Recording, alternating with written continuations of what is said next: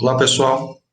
Estamos aqui para mais um momento de reflexão e hoje o assunto vai ser sobre, ao desencarnarmos, né? Primeiro iremos passar pela colônia espiritual ou pelo umbral. Tem um materialzinho que nós separamos aqui para que a gente pudesse estudar um pouquinho melhor. Deixa eu ver como é que ele vai aparecer.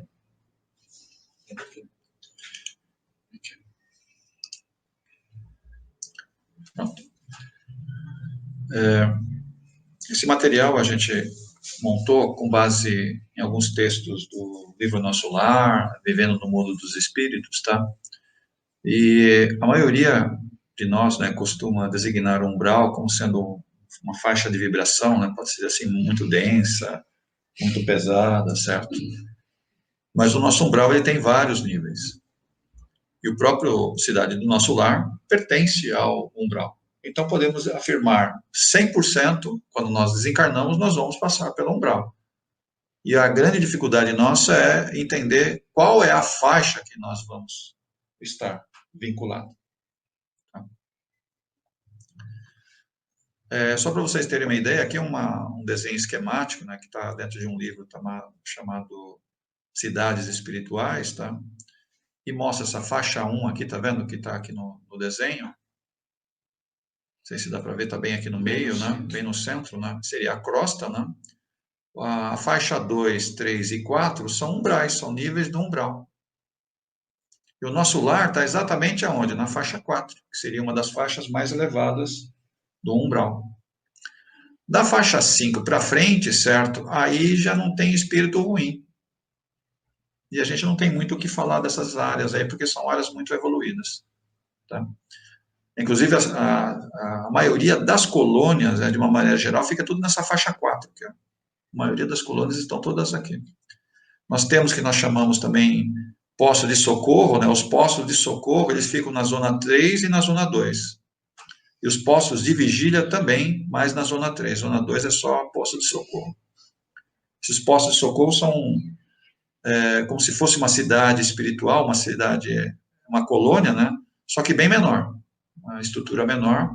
Esses são os postos de socorro. E os postos de vigília, eles são menores ainda. Normalmente eles ficam bem lá no umbral mesmo, que é o mais pesado. Eles ficam lá para resgate, né? Todos eles são função de resgate. Alguns deles têm tendas enormes. Isso. Os postos de socorro, né, e os postos de vigília, quando nós desencarnamos, a gente nunca vai direto para eles. Ou vai para uma colônia, ou vai para a faixa 2 ou 3 para sofrer. Só essas alternativas que a gente tem. Nunca vai para um posto de socorro ou para um posto de vigília, tá? Esses lugares, né, chamado posto de socorro e posto de vigília, eles são usados depois que a pessoa está lá no umbral, eles vão lá e tira do umbral. É para isso que eles são montados. Tá? Alguns funcionam como verdadeiros pronto-socorros, né? Sim, mas o posto de vigília. Né? O posto de vigília é muito cara de pronto-socorro mesmo. E são eles os responsáveis por muitos resgates que acontecem no umbral. Muitos resgates pesados. Umbral. Normalmente a gente tem dificuldade de entender um pouco isso, né? Mas é uma área, uma região onde a gente literalmente expurga, né? Aquilo que a gente chama de fluidos densos. Né? E da onde vem esses fluidos densos? Da nossa vida aqui, né? Desregrada. Então, é impossível uma pessoa ser encaminhada para uma colônia espiritual sabendo que ela tem desregramentos ou muitas energias densas. Ela primeiro precisa queimar isso daí para depois ir para uma colônia. É mais ou menos como se eu tivesse que entrar, sei lá, num ambiente limpo, por exemplo, sei lá, vou fazer uma viagem de avião, ok? E você está mexendo com os porcos. Você consegue entrar dentro do avião ou vai ter algum problema aí? Então é necessário que eu tome um banho, né, me limpe para depois entrar num avião e viajar. É mais ou menos isso. Se você vai fazer uma viagem para uma colônia, você precisa tomar um banho. E aonde eu tomo banho? No umbral. No umbral mais denso. Eu preciso queimar um pouco essas energias, tá? Umbral, a gente tem que entender que não é um inferno, não é uma prisão, mas simplesmente uma região mais densa, né? Que muitas vezes é aparelhado com um hospital, com algumas instituições, que dão como eu falei, esse amparo, né? Muitos centros espíritas, né? E muitos terreiros de Umbanda, de uma maneira geral, eles também têm parte relacionada muito forte com o umbral mais denso, ou seja, tem partes dele, né, dos centros de Umbanda e o terreiro, ou melhor, os terreiros de Umbanda e o centro espírita, que às vezes os dois são uma coisa só, né? Eles também têm áreas, né, dentro desses centros ou dos terreiros que também tem a ver com esses resgates, ou seja, muitas entidades que são resgatadas são colocadas nesses hospitais, nessas instituições que estão dentro de um centro espírita, né? Dentro, a gente fala dentro, mas não é bem dentro, né? Como se fosse em cima, embaixo, sei lá. É um adendo espiritual onde são contidas ou são tratadas essas entidades. Tá? Isso na maioria dos centros espíritas e nos terreiros de Umbanda. Normalmente acontece nos terreiros e nos centros espíritas que trabalham com cura, que trabalham com desobsessão. Ok? Então, normalmente, esses ambientes também têm essas, a gente pode dizer, um puxadinho, né? Onde você trata das entidades para depois serem resgatadas efetivamente, e depois vai ser levado para um hospital de uma colônia espiritual. Então, são tratadas num posto, né, que fica dentro de um centro espírita ou num terreiro de Umbanda. Essas faixas são muito densas, né, e normalmente elas são geradas exatamente pela nossa mente. Então, a nossa própria mente enfermiça que acaba gerando essa zona, né, posso dizer assim, mais densa, que é para onde eu vou ser atraído. Tá? Então, todos os meus pensamentos de ódio, de raiva, de rancor, de mágoa, as ações que eu tomo, né, para prejudicar as pessoas, o mau uso do meu corpo, o mau uso da minha inteligência, o mau uso do meu dinheiro, o mau uso do meu poder, tá? Faz com que eu gere ambientes do lado de lá que fiquem me aguardando. Quando eu desencarno, eu sou atraído para esse ambiente. E se eu faço mau uso do meu dinheiro, não é que do lado de lá eu vou ter dinheiro, é muito pelo contrário. Eu vou ser usada por alguém que tenha mais recursos do que eu lá, do lado de lá. Ou seja, vou sofrer. E por que eu vou para o umbral? Simples sintonia. Simples sintonia. E não adianta você falar, eu faço tudo direitinho. Mas se o seu pensamento não estiver alinhado com o que você faz, você vai ser atraído pelo pensamento, não pelas suas ações. É ele que vai te condenar. Nenhum ser, nenhum espírito superior, nem Deus vai nos condenar. Você vai para um umbral. Quem nos condena é a nossa faixa de vibração. É um ímã, né? É um campo magnético. E é interessante, né, que essas zonas, né, elas possuem como se fossem verdadeiros fios invisíveis, né? E esses fios invisíveis meio que nos atraem exatamente por aquilo que eu desenhei aqui desse lado. Então, nós vamos criando aqui aquilo que a gente chama de energia densa, que são os rios caudalosos, né, ou aquelas faixas de energia que ficam sobre as cidades e sobre a nossa casa e sobre a nossa cabeça. Além disso, a gente cria o que a gente chama de formas-pensamento. E quem cria a forma-pensamento somos nós encarnados. E essas formas-pensamentos, se eu repetir esse pensamento muitas vezes, esse pensamento começa a ter vida. E tem mais um detalhe, essa forma-pensamento que eu criei, ela não quer ser dissipada. E por ela não querer ser dissipada, ela vai se alimentar de mim. Algo que eu criei, ela começa a drenar a minha energia. E é uma forma-pensamento. Também conhecido nos primórdios da nossa civilização como alguns deuses, como Baal, alguma coisa assim. Tá? Eles eram simples formas-pensamento, criado pelas mentes doentes daquela época. Tony, rapidamente, pela oportunidade da pergunta, a gente pode considerar, então, que algumas formas-pensamento estão repetidas pela nossa mente, e tantas vezes nós pensarmos nelas, e não são boas essas formas-pensamento às quais eu me refiro, elas acabam se envolvendo tanto conosco que não se sabe quem vampiriza quem? Sim. Existe uma codependência, né? Com o passar do tempo fica difícil essa separação. Isso dá muito trabalho nos tratamentos que a gente faz num centro, num terreiro de Umbanda. Tá? Dá muito trabalho, porque existe uma simbiose muito grande entre as partes, né? O criador e o criado. Como é que é um umbral? A maioria de nós não lembra, nem quer saber, e tem raiva de quem sabe. Mas, provavelmente, a gente vai ser atraído, porque são ambientes de pouca luz, escuridão, a temperatura ela está vinculada ao ambiente onde ela está presa, ou seja, aqui na crosta. Então, se é um ambiente frio, lá é muito frio. Se é um ambiente quente, lá é muito quente. E sempre está vinculado a isso. Tá? Normalmente são regiões onde não nasce nada, ou seja, porque não tem sol, então são regiões desérticas. Quando tem água, a água é totalmente parada, ou seja, putrefada, pode-se dizer assim. Às vezes são pantanosas. Pantanosas, né? Pouca vegetação, normalmente vegetação muito rasteira, e se tem árvores, todas secas. Existem cidades, existem verdadeiros vilarejos, né, que fazem parte do umbral inferior. São cidades no umbral inferior, e muitos de nós vai residir nessas cidades. Vai ter sua casa, mas infelizmente vai sofrer, porque todo mundo que trabalha nesses lugares é para atender alguém. É para atender alguém. Uma espécie de amo e senhor. Sim, sem remuneração, né? Sem remuneração. E qual a razão, né, de a gente ser levado para essas regiões? Única e exclusivamente nosso campo de vibração. O próprio André Luiz, né, foi atraído para esse campo que ele criou aqui.